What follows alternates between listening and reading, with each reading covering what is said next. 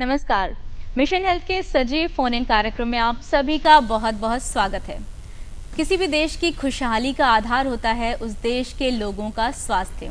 इसी तथ्य को मद्देनजर रखते हुए सरकार ने सभी को बेहतर स्वास्थ्य एवं निदान सुविधाएं मुहैया कराने के लिए ही सार्वजनिक क्षेत्र में स्वास्थ्य सुविधाओं एवं निदान सुविधाओं के व्यापक इंतजाम किए हैं।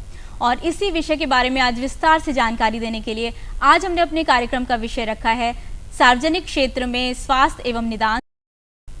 इस विषय पर विस्तार से जानकारी देने के लिए और हमारे और आपके प्रश्नों के जवाब देने के लिए आज हमारे साथ स्टूडियो में आई हुई हैं चिकित्सा एवं स्वास्थ्य निदेशालय उत्तर प्रदेश से निदेशक चिकित्सा उपचार डॉक्टर सविता भट्ट। डॉक्टर साहब, बहुत बहुत स्वागत है आपका हमारे कार्यक्रम में। नमस्कार। नमस्कार। और दर्शकों, यदि इस विषय पर आप भी कुछ पूछना चाहते हैं, कोई जिज्ञासा है, तो आप डॉक्टर साहब से सीधे बात कर सकते हैं और उसके लिए आपको नोट करना होगा हमारा फ़ोन नंबर। तो जल्दी से कागज़ और कलम उठाइए। हमारे फ़ोन नंबर्स इस प्रकार हैं 0522-220-5756, 0522-2288698, 0522-4076-802। और दर्शकों, जब आप हमें फ़ोन करें अपने टीवी की आवाज़ को पहले से कम कर लें और अपने प्रश्न को संक्षिप्त रखें। और डॉक्टर साहब, जब तक दर्शकों के फ़ोन आते हैं हम अपने इस बातचीत को शुरू करते हैं। सबसे पहले हम यहाँ से शुरू करेंगे कि गांव, जहाँ हमारे देश की करीब 70% आबादी रहती है, सरकार द्वारा क्या स्वास्थ्य सुविधाएं वहाँ मुहैया कराई जा रही हैं? सरकार द्वारा जो है गांव में ही हमारे प्राथमिक स्वास्थ्य केंद्र बने हुए हैं, हमारे सब सेंटर बने हुए हैं। वहाँ पर जो है एक डॉक्टर भी होता है और उसके अलावा वहाँ पर एएनएम और आशा बहुएं होती हैं।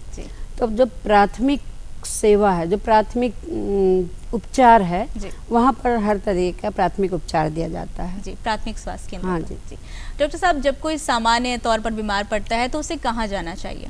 सामान्य तौर पे तो मैं कहूँगी कि सबसे पहले कोई भी नागरिक है उसको ये पता होना चाहिए कि उसके गांव में या गांव के आसपास कौन सा चिकित्सा केंद्र है और उसको कहाँ जाना चाहिए। इसके लिए सरकार ने बहुत इंतजाम करे हुए हैं। जैसे कि उन्होंने हर गांव में आशा बहू रखी हुई है और जो आशा बहू होती है वो उसी गांव की बहू बेटी होती है और उसको पता होता है कि हर गांव में क्या हर घर में क्या हो रहा है, कौन बीमार हो रहा है, कौन गर्भवती है, किसका बच्चा हो रहा है, उसको मालूम होना चाहिए। और साथ ही साथ हमारे लोगों की भी ये जिम्मेदारी बनती है कि आशा के बारे में जाने, उससे संपर्क करें। ऐसे तो आशा खुद ही संपर्क करेगी, तो वो जो है उनको सारी जितनी भी चिकित्सा सेवाएं हम लोग दे रहे हैं गवर्नमेंट में सार्वजनिक, तो उनके बारे में उसको सब कुछ पता होता है। तो उससे संपर्क करके वो पास के जो भी चिकित्सालय या जो भी केंद्र है वहाँ जाके दिखा सकती है। जी बिल्कुल। और डॉक्टर साहब, इसी के साथ हमारे साथ एक दर्शक जुड़ चुके हैं, आइए उनसे बात कर लेते हैं। नंद स्वरूप जी हैं बाराबंकी से। Hello hello. हाँ, नमस्ते मैडम, मेरा नाम नंद स्वरूप मिश्रा है, मैं बाराबंकी से। मैं जानना चाहते हैं जो सरकारी चिकित्सालय होते हैं इसमें जो रोगी भर्ती होते हैं तो उनके लिए कोई भोजन या खाने की कोई व्यवस्थाएं होती हैं सरकार की तरफ से? जी हाँ, सरकार की तरफ से हमारे जो चिकित्सालय है उन चिकित्सालयों में भर्ती मरीजों के लिए खाने का इंतज़ाम है। और उसके अलावा जो जिला चिकित्सालय हैं या जिला महिला चिकित्सालय हैं और जहाँ सीएचसी पे जहाँ पर प्रसव हो रहे हैं, डिलीवरी हो रही है, वहाँ पर भी जो है भर्ती मरीजों के लिए खाने का पूरा इंतजाम है। जी बिल्कुल। और नंद स्वरूप जी, कार्यक्रम में फ़ोन करने के लिए आपका बहुत बहुत धन्यवाद। डॉक्टर साहब, हमने बात की प्राथमिक स्वास्थ्य केंद्र की, सबसे पहले वहाँ ले जाना चाहिए। ओपीडी यानी बाह्य रोग विभाग में क्या समय सीमा होती है जब हम रोगी को दिखा सकते हैं? हम लोगों के सरकार की तरफ से समय निर्धारित है। जैसे जाड़े में लोग, जाड़ा होता है तो थोड़ा देर से जाते हैं, तो हम लोग ने अक्टूबर से लेके मार्च तक जो है 10 बजे से 4 बजे तक का समय रखा है।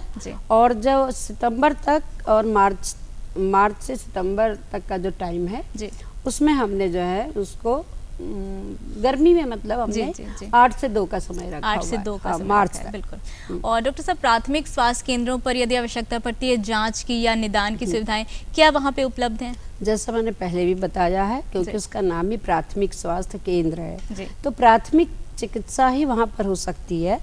तो उसके लिए जो है जो बेसिक जांचें होती है, जैसे हीमोग्लोबिन है, TLC DLC है, मलेरिया की जांच है, ये सब जो या पेशाब की जांच है, ये जांचें वहाँ पर हो जाती हैं। उसी के साथ जो खांसी जुकाम बुखार के मरीज होते हैं या फिर कोई गर्भवती महिला होती है उसकी भी जांच वहाँ पर हो सकती है। जी, इतनी जांचें उपलब्ध हैं।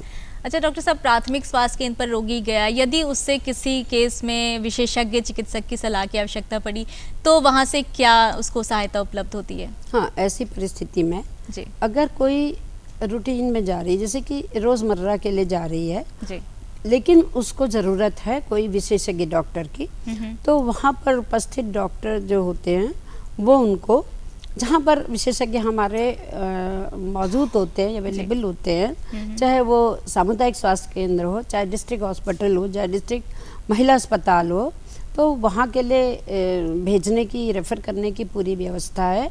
साथ ही साथ अगर कोई इमरजेंसी में जाता है, ऐसा भी हो सकता है कि कोई इमरजेंसी में जाए प्राथमिक स्वास्थ्य केंद्र में, तो सरकार द्वारा बहुत अच्छी सुविधा 108 एम्बुलेंस, 102 नंबर की एम्बुलेंस और एक ALS एम्बुलेंस तक मुहैया करार रखी है। तो वो वहीं पर वो नंबर मिला के वहीं के चाहे कर्मचारी डॉक्टर या वो बुला के उनको हायर सेंटर जिसे कहेंगे, अपने से बेहतर सेंटर जहां उसका इलाज हो जाए, वहां पर उसको हम रेफर कर सकते हैं। जी बिल्कुल। डॉक्टर साहब, प्राथमिक स्वास्थ्य केंद्र की आपने बात की, इसके बाद हमने सुना है सामुदायिक स्वास्थ्य केंद्र, जिला चिकित्सालय, इन पे क्या क्या चिकित्सा सुविधाएं उपलब्ध हैं, इनके बारे में विस्तार से हमारे दर्शकों को बताइए। सामुदायिक स्वास्थ्य केंद्र ऐसा है जहाँ पर आउटडोर की सर्विसेज के साथ ही साथ विशेषज्ञ सर्विसेज भी दी जाती हैं और उसके साथ भर्ती की भी व्यवस्था होती है और उसी के साथ प्रसव की भी व्यवस्था होती है और साथ ही साथ जहाँ पर अगर विशेषज्ञ डॉक्टर मिल जाते हैं, क्योंकि हम लोगों के गवर्नमेंट में थोड़ा सा विशेषज्ञ डॉक्टरों की कमी है, लेकिन फिर भी सरकार जो है चाहे NHM से या हम लोग वॉक इन इंटरव्यू या बहुत इस तरीके की चीज़ों से डॉक्टर हम लोग अवेलेबल या मुहैया करा रहे हैं। तो CHC पर हमको फिजिशियन की सुविधा है, सर्जन, छोटी मोटी सर्जरी हो जाती है, इवन अगर हमने वहाँ पर सुविधा करी है, सर्जन है, लेडी डॉक्टर है, तो वहाँ पर इवन सीजेरियन ऑपरेशन तक भी हो सकते हैं। तो CHC पर ऑलमोस्ट करीब सारी सुविधाएं जो है मिल सकती है, खाली जो कि एकदम जटिल केसेस को छोड़ के। और जिला चिकित्सालयों के जिला चिकित्सालय में तो ज़्यादातर चिकित्सालयों में सुविधा है ही है। जटिल केसेस को के लिए भी हैं, महिला अस्पताल अलग हैं, पुरुष अस्पताल अलग हैं, और इधर सरकार ने महिला अस्पतालों में मरीजों की अधिकता को देखते हुए 100 बेड की और भी महिला और बाल हॉस्पिटल 50 जिलों में, 49 जिलों में करीब बनवा दिए हैं। वो भी हम लोग बहुत जल्द एक आध महीने में शुरू करने जा रहे हैं। तो सुविधाएं तो हर तरीके की हैं, चाहे आपकी प्रसव पूर्व जांच है, प्रसव के बाद की जांच है, या डिलीवरी की जांच है, डिलीवरी की सुविधा है, बच्चों की सुविधा है। उसके अलावा आपके जिला अस्पतालों में सिक न्यूबॉर्न केयर यूनिट्स बना दी हैं, जो कि सिर्फ पैदा हुए बच्चों में जो दिक्कत 1 महीने तक आती है, उन बच्चों के लिए ही विशेषकर वो बनी हुई है, मशीन लगाई है NHM ने। तो सुविधाएं तो सारी हैं, करीब सब हैं। और डॉक्टर साहब, इसी के साथ साथ यही कहना चाहूँगी, बहुत सारे सवाल अभी बाकी हैं, लेकिन फिलहाल वक्त है कमर्शियल ब्रेक का। और दर्शकों, आप कहीं मत जाइए, हम लौटते हैं इस छोटे से ब्रेक के बाद। ब्रेक के बाद आपका फिर से स्वागत है। विजन हेल्थ में आज हम बात कर रहे हैं सार्वजनिक क्षेत्र में स्वास्थ्य एवं निदान सुविधाओं के बारे में, और आज हमारे साथ हैं डॉक्टर सविता भट्ट। डॉक्टर साहब, एक फ़ोन कॉल हमारे साथ दर्शक हैं उपलब्ध, उनसे बात कर लेते हैं। सीमा मथुरा से। हेलो सीमा जी, बहुत बहुत स्वागत है कार्यक्रम में। क्या प्रश्न है आपका? जी नमस्कार। मैं एक्सपर्ट से ये जानना चाहती हूँ कि जो पेशेंट एडमिट होते हैं, क्या उनके लिए खाने की व्यवस्था है? हाँ जी, हाँ बिल्कुल, खाने की व्यवस्था है। भर्ती मरीजों के लिए खाने की व्यवस्था है। जिला अस्पताल पे तो है ही है, चाहे जिला पुरुष अस्पताल हो या महिला अस्पताल हो, और साथ ही साथ जहाँ हम लोग के प्रसव हो रहे हैं, सामुदायिक स्वास्थ्य केंद्र पे जहाँ प्रसव हो रहे हैं, वहाँ पर भी जो जिसको हम FRU कहते हैं, वहाँ पर भी जो है खाने की व्यवस्था है जी। और सीमा जी बहुत बहुत धन्यवाद कार्यक्रम में फ़ोन करने के लिए, प्रश्न पूछने के लिए। और डॉक्टर साहब, इसके साथ ही हम अपने अगले प्रश्न की तरफ चलते हैं। यदि कोई अचानक गंभीर रूप से बीमार पड़ जाए या दुर्घटनाग्रस्त हो जाए तो सार्वजनिक क्षेत्र की जो स्वास्थ्य सुविधाएं हैं उनसे किस प्रकार सहायता मिल सकती है? बहुत अच्छा जी। ये जो गंभीर बीमारी तो महिला को भी हो सकती है, पुरुष को भी हो सकती है। तो दो तरीके की गंभीरता होती है। एक तो महिलाओं को अक्सर डिलीवरी में गंभीरता आ जाती है, उसमें कई तरीके की, कभी एकदम से डिलीवरी, अगर दर्द के साथ में किसी को झटके आने लगते हैं, ब्लड प्रेशर बढ़ जाता है, कोई बेहोश हो जाता है, या फिर डिलीवरी से ब्लीडिंग, खून चलने लगता है। तो किसी अगर इस तरीके की महिला के प्रसव से रिलेटेड अगर कोई गंभीरता है तो इसके लिए सरकार ने 102 नंबर की एम्बुलेंस जो है वो मुहैया करा रखी हैं। उसके लिए सिर्फ बस 102 पे नंबर डायल करना होता है और एम्बुलेंस जो है 20 से 30 मिनट के अंदर पहुंच जाती है। और अगर उनको इस बात का ज्ञान है, जैसे मैंने पहले भी कहा है कि उनके इलाके की जो भी आशा बहू है उसको लेके चलें। तो अगर गंभीरता है तो मैं कहूँगी कि जिला लेवल पे ही इनको जाना चाहिए। हाँ, अगर और तरीके की, पुरुषों में हो सकती किसी तरीके की, किसी को हार्ट अटैक हो सकता है या कोई आपने जैसे एक्सीडेंटल बात कही, उसके लिए हमारी 108 एम्बुलेंस की सुविधा है। उसमें भी इसी तरीके से 108 पे फ़ोन मिलाएं और तुरंत एम्बुलेंस वहाँ पर पहुँच जाती है। और उस एम्बुलेंस के अंदर ट्रेंड स्टाफ होता है, दवाइयाँ होती हैं, तुरंत उसको जो है इलाज मिल जाता है और वो समय पे अस्पताल पहुंच जाता है। हम गंभीरता के लिए तो मैं यही कहना चाहूँगी कि जिला स्तर पर ही जाना चाहिए। जी बिल्कुल, बेहतर स्वास्थ्य हो सके बेहतर स्वास्थ्य सेवाएं मिल जाती है। डॉक्टर साहब, संस्थागत प्रसव के लिए क्या क्या सुविधाएं एक बार विस्तार से जानना चाहेंगे? जी, ये बहुत ही अच्छा प्रश्न है और महिलाओं को पता भी होना चाहिए कि संस्थागत प्रसव क्या है। और हर महिला को मैं तो इतना कहना चाहती हूँ कि 100% 100% संस्थागत प्रसव ही कराना चाहिए, क्योंकि इसके पहले मैंने भी बताया प्रसव में कई तरीके की जटिलताएं आती हैं।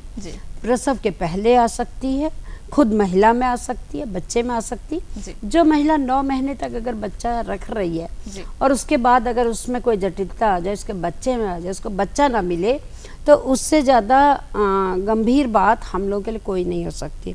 इसके लिए सरकार ने बहुत अच्छी योजना चलाई है जिसको हम जननी सुरक्षा योजना कह रहे हैं। जननी सुरक्षा योजना में चाहे आपके सामुदायिक स्वास्थ्य केंद्र पे जाए महिला या आप महिला अस्पताल जिले पे जाए, वहाँ पर जैसे ही मतलब उसको जैसे ही उसको पता होता है कि हाँ मुझे प्रेगनेंसी हो गई है या मुझे, तो उसको सबसे पहले मैं फिर कहूँगी आशा बहू को कांटेक्ट करें और आप जो है स्वास्थ्य केंद्र पे जाके अपना रजिस्ट्रेशन करवाएं और रजिस्ट्रेशन के बाद रेगुलर चेकअप करवाएं और समय आने पर 102 एम्बुलेंस बुला सकती हैं जैसा मैंने बताया, और अस्पताल में जाएं, चाहे स्वास्थ्य केंद्र पे जाएं, चाहे वो सब सेंटर पे भी कहीं कहीं डिलीवरी होती है, उसको पता होगा उसकी आशा को और उसको कि कहाँ बच्चा हो सकता है और वो जाके डॉक्टर साहब, एक दर्शक हमारे साथ फोन लाइन पे इंतजार कर रहे हैं, उनसे बात कर लेते हैं। समर सिंह जी हैं बाराबंकी से। हेलो जी, कार्यक्रम में बहुत बहुत स्वागत है समर सिंह जी, क्या प्रश्न है आपका?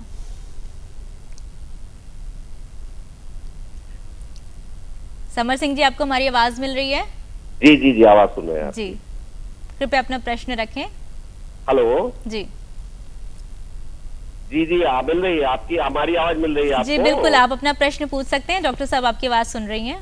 डॉक्टर साहब से हमें पूछना है कि जैसे मरीज को रिफर किया जाता है तो मरीज को, जैसे हमने रिफर किया यहाँ से, तो वो फिर जाता है, पहले जिला CFC पे जाता है, फिर जिला अस्पताल जाता है, फिर मेडिकल कॉलेज जाता है, और मरीज की हालत इतनी खराब होती है कि उसको सीधे मेडिकल कॉलेज पहुंचना चाहिए, तो उसमें समय वेस्ट होता है। उसके लिए कुछ नई डॉक्टर साहब कर रही हैं? जी बताइए। नहीं, सुविधा है, मैंने भी बताया कि पहली बात, अगर मरीज को पहले से ही, आशा बहू की मैं बीच में बात कर रही हूँ आप लोगों से बार बार, अगर पहले से ही उसको पता लगेगा, कुछ जो महिलाएं होती हैं उनमें पहले से भी जटिलता पता लग जाती है और उसके अलावा जटिलता कभी इमरजेंसी में भी हो जाती है, तो पहले से ही निर्धारित होना चाहिए कि उसको कहाँ जाना है। और पहली बात, जटिलता आने की स्थिति आना ही नहीं चाहिए, जिस पर मैं अभी बात कर रही हूँ आपसे। अगर उन्होंने जल्दी से हॉस्पिटल में, वहाँ पर महिला अस्पताल या सामुदायिक स्वास्थ्य केंद्र में अपना रजिस्ट्रेशन करवा लिया है, पंजीकरण करवा लिया है, उसके बाद चेकअप करवा लिया है, तो जटिलता तो पहले से ही पता लग जाएगी। जैसे खून की कमी है, या बच्चे में कोई दिक्कत है, या उसका ब्लड प्रेशर ज़्यादा है, या शुगर ज़्यादा है, ये सब जटिलता आती हैं, तो इसका इलाज पहले से ही हो सकता है। और उसके बाद भी अगर इमरजेंसी आती है तो उसकी व्यवस्था है कि उसको कहाँ भेजना है। अगर जिले लेवल पर उसकी जटिलता ठीक हो सकती है तो वहाँ जाना चाहिए। अगर वहाँ नहीं ठीक हो सकती है, अगर जैसे मेडिकल कॉलेज की आप बात कर रहे हैं, तो मेडिकल कॉलेज में जाना चाहिए। उसके लिए एम्बुलेंस की व्यवस्था है हम लोगों के यहाँ जी। और कौशाम्बी से राजेश यादव जी हमारे साथ फोन लाइन पर उपलब्ध हैं। राजेश जी, बहुत बहुत स्वागत है कार्यक्रम में आपका। जी जी मैम, मैं राजेश सिंह कौशाम्बी से बोल रहा हूँ। जी मैम, जननी सुरक्षा में जो पैसा मिलता है जी, और वो पैसा कितने दिन में मिल जाता है? अभी जो प्रसव के बाद पैसा मिलता है, आप शायद जननी सुरक्षा योजना की बात कर रहे हैं जी। उसमें ग्रामीण इलाके की जो डिलीवरी, जो ग्रामीण इलाकों में जो प्रसव होता है उनमें 1400 रुपया मिलता है, और जो शहरी इलाके के जो लोग रहते हैं, अर्बन एरिया जैसे हम कहते हैं, उन महिलाओं को 1000 रुपया मिलता है, और ज़्यादा से ज़्यादा 180 दिन के अंदर मिल जाना चाहिए जी। बिल्कुल। और डॉक्टर साहब, इसी के साथ अगला प्रश्न हम उस पर आ जाते हैं। दीर्घकालिक रोग होते हैं या गंभीर रोग हैं जैसे कैंसर, इनके इलाज के लिए सार्वजनिक क्षेत्रों में क्या सुविधाएं हैं? इसके लिए अभी हमारे नीचे लेवल पे तो कोई नहीं है, जैसे कि पीएचसी जिसे हम कह रहे हैं प्राथमिक स्वास्थ्य केंद्र, या हमारा आपका सामुदायिक स्वास्थ्य केंद्र, उस पर सुविधा नहीं है जी। और इसके अलावा जिला लेवल पे भी अभी सुविधा नहीं है, लेकिन सुविधा गवर्नमेंट ने, सरकार ने कर रखी है जी।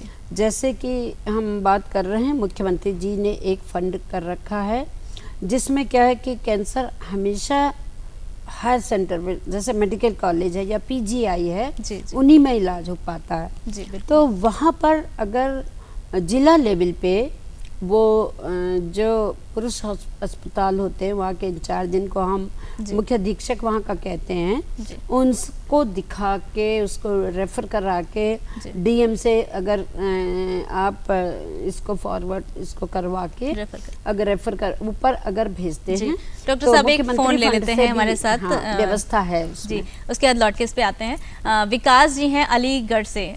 हेलो हेलो जी विकास जी, बहुत बहुत स्वागत है आपका कार्यक्रम में। क्या प्रश्न है आपका?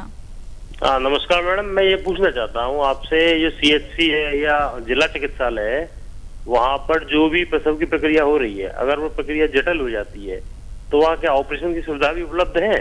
हाँ है जी। ज्यादातर क्या करीब सारे ही जिला महिला अस्पतालों में ये व्यवस्था है जी। विकास जी, बहुत बहुत धन्यवाद कार्यक्रम में फ़ोन करने के लिए। मैम, हम लोग बात कर रहे थे गंभीर रोगों के इलाज के बारे में, कृपया उसको पूरा कर दीजिए।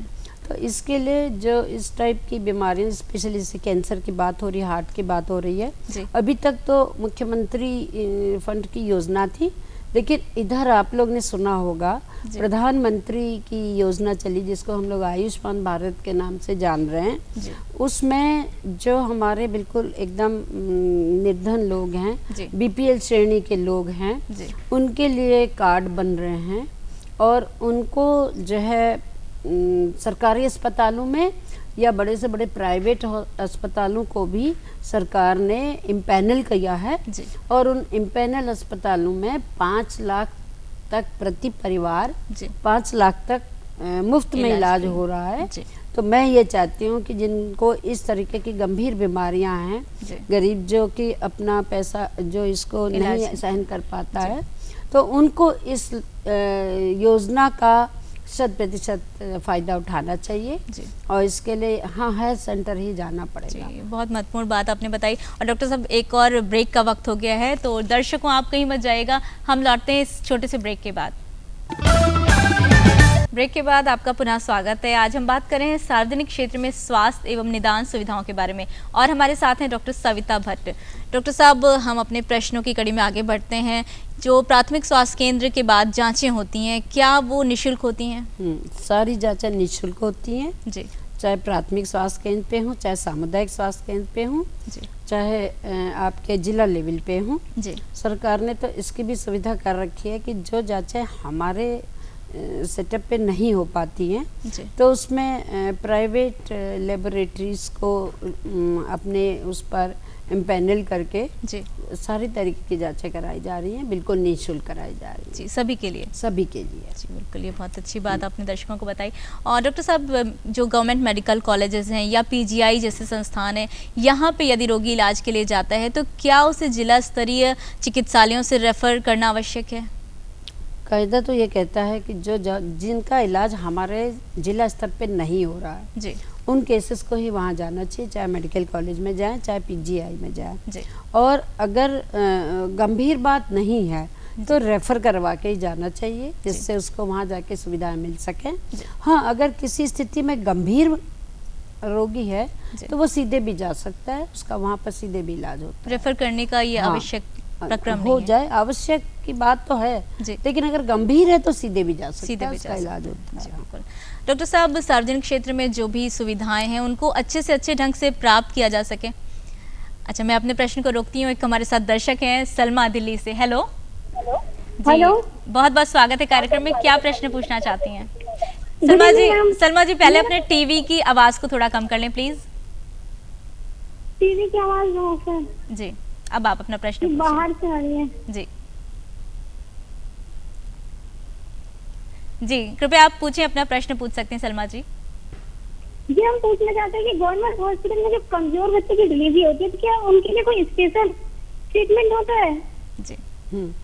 अभी मैंने बताया थोड़ी देर पहले, जो कमजोर या गरीब तबका है उसके लिए प्रधानमंत्री जी ने अभी आयुष्मान भारत स्कीम चलाई है। डॉक्टर साहब, इनका प्रश्न थोड़ा सा अलग था। इनका प्रश्न था कि गवर्नमेंट हॉस्पिटल में बच्चा होता है, डिलीवरी होती है, अगर वो बहुत कमजोर बच्चा है तो उसके लिए किस तरह की? अच्छा जी, अगर बच्चा कमजोर है तो अगर प्रसव होता है उसके बाद हमारे पास बाल रोग विशेषज्ञ की देखभाल की भी जो है व्यवस्था है।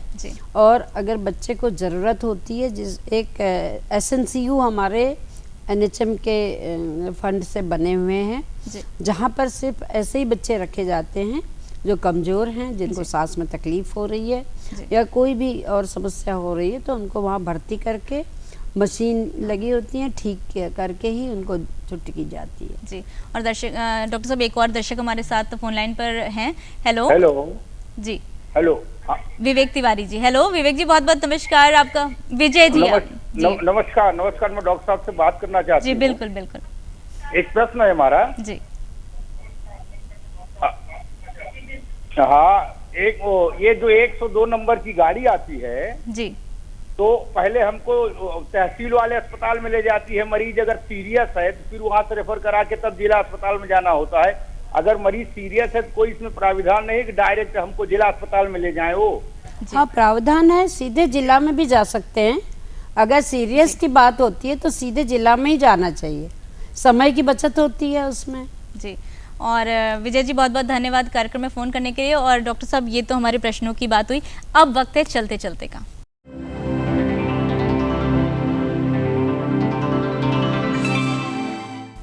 चलते चलते में हम आपसे पूछते हैं एक प्रश्न, जिसका सही जवाब आपको हमें भेजना होता है पत्रों के माध्यम से या ईमेल के द्वारा। तो जल्दी से नोट कर लीजिए हमारा आज का प्रश्न। हमारा आज का प्रश्न है, प्राथमिक स्वास्थ्य केंद्र के बाह्य रोग विभाग OPD की समयावधि क्या होती है? प्रश्न एक बार आप फिर से सुन सकते हैं। प्राथमिक स्वास्थ्य केंद्र के बाह्य रोग विभाग OPD की समयावधि क्या होती है? और इस प्रश्न का उत्तर भेजने के लिए आप जल्दी से नोट कर लें हमारा पता। हमारा पता है प्रस्तुतकर्ता मिशन हेल्थ, कमरा नंबर 205, दूरदर्शन केंद्र 24, अशोक मार्ग, लखनऊ 226001। और हमारी ईमेल आईडी आप नोट कर लीजिए, missionhealth.ddupLKO@gmail.com। और आपके पत्रों का हमें बेसब्री से इंतजार रहेगा। डॉक्टर साहब, आपने इतनी महत्वपूर्ण जानकारी दी हमें सार्वजनिक क्षेत्र में स्वास्थ्य सुविधाओं और निदान सुविधाओं के बारे में, और इतना आपने अपने रूटीन में से टाइम निकाला, उसके लिए आपका बहुत बहुत धन्यवाद। और दर्शकों, आपसे हमारी यही गुजारिश है कि आप हमारा प्रोग्राम देखते रहें, राष्ट्रीय स्वास्थ्य मिशन की सुविधाओं और योजनाओं का लाभ उठाते रहें और देखते रहें DD UP पर मिशन हेल्थ।